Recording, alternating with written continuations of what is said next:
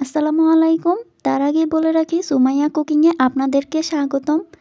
Chicken roast খেতে বড় ছোট সবারই খুবই ভালো লাগে ঠিকই, তবে রান্নার প্রক্রিয়াটা জটিল হওয়ার কারণে এই রান্নাটা থেকে অনেকেই দূরে থাকেন বা করতে চান না অথবা করতে পারেন না।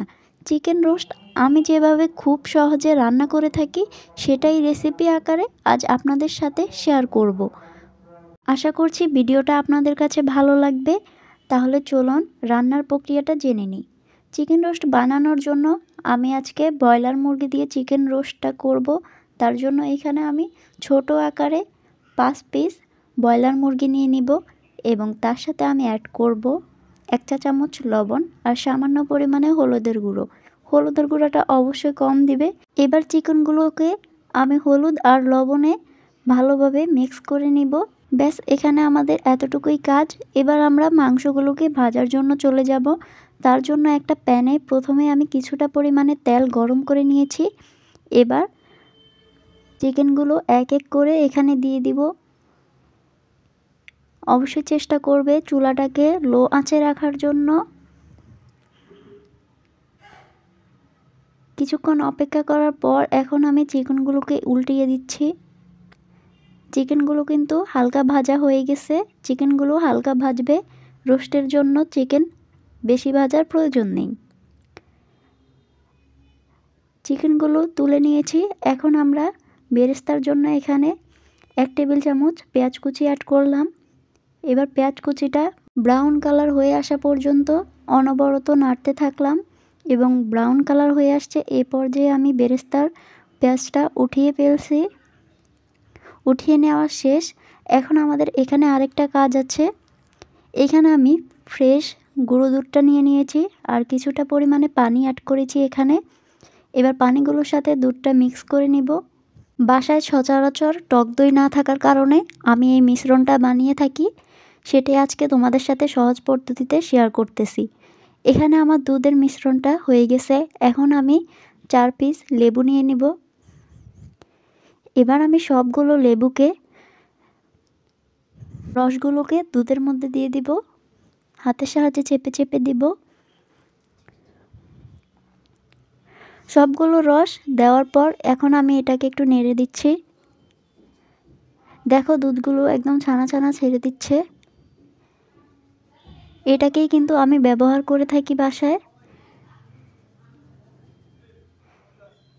কিছুক্ষণ ভালোভাবে নাড়ার পর এটা তৈরি হয়ে গেছে। এখন আমি একটা সাইডে এটা রেখে দিব।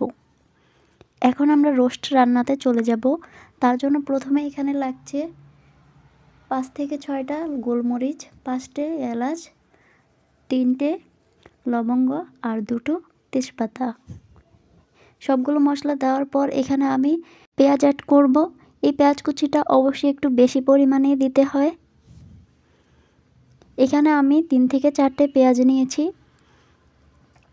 এবার পেঁয়াজ কুচিটাকে আমি অনবরত কিছুক্ষণ নাড়তে থাকবো এবং পেঁয়াজ কুচিটা নরম হয়ে আসা পর্যন্ত অপেক্ষা করব। পেঁয়াজ কুচিটা নরম হয়ে আসার পর এই পর্যায়ে আমি এখানে 1 টেবিল চামচ রসুন বাটা অ্যাড করলাম। এবার এই পর্যায়ে 1 টেবিল চামচ আদা বাটা অ্যাড করব। এবার মশলাগুলোকে আমি ভালোভাবে কিছুক্ষণ অনবরত নাড়তে থাকবো তেলের সাথে, যেন মশলাটার স্মেলটা চলে যায়। এবার এখানে ছোট কাপের 1 কাপ অনুযায়ী পানি দিয়ে দিব এবং পানিগুলোকে আমি মশলাগুলোর সাথে ভালোভাবে মিক্স করে নিব।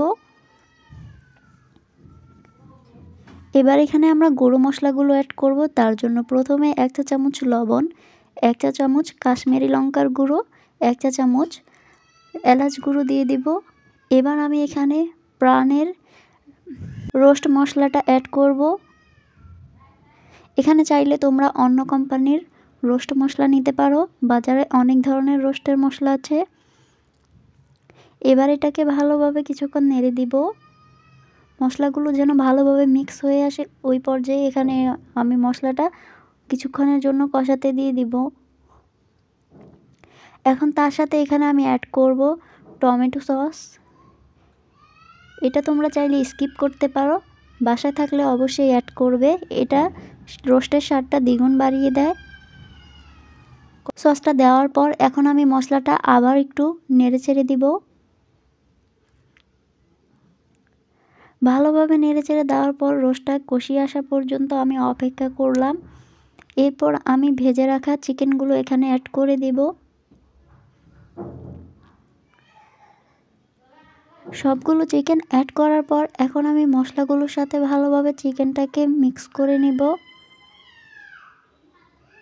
এখানে চেষ্টা করবে একটু ভালোভাবে নেড়েচেড়ে দেওয়ার জন্য, তাহলে মশলাগুলো চিকেনগুলোর সাথে ভালোভাবে মিক্স হয়ে যাবে। এখন আমি এখানে সামান্য পরিমাণে পানি অ্যাড করব। এখানে বেশি পানি দেওয়ার একদমই প্রয়োজন নেই। চুলাটা লো আঁচে রাখলে সামান্য পানিতে রোস্টগুলো সিদ্ধ হয়ে আসবে।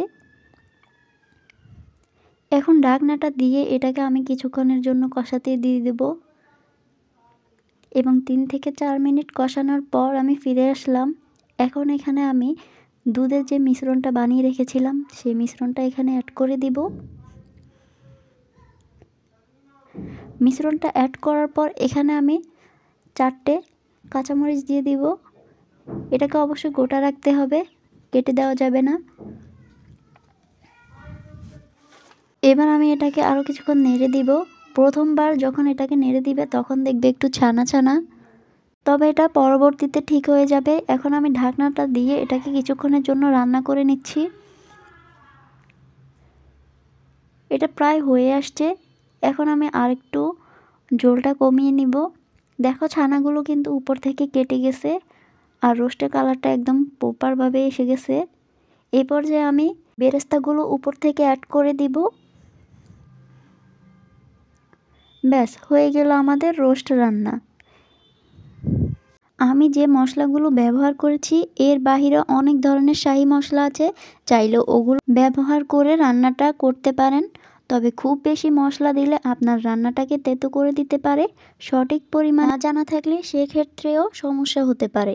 আমি যেভাবে রান্না করেছি চাইলে একবার রান্নাটা এভাবেও করতে পারেন। আশা করছি ইনশাল্লাহ নিরাশ হবেন না। আমার ভিডিওটি ভালো লাগলে ভিডিওতে লাইক করে দিবেন আর এরকম ধরনের নতুন নতুন রেসিপি পেতে অবশ্যই আমার চ্যানেলটিকে সাবস্ক্রাইব করে রাখবেন। সবাই ভালো থাকবেন, সুস্থ থাকবেন। আল্লাহ হাফেজ।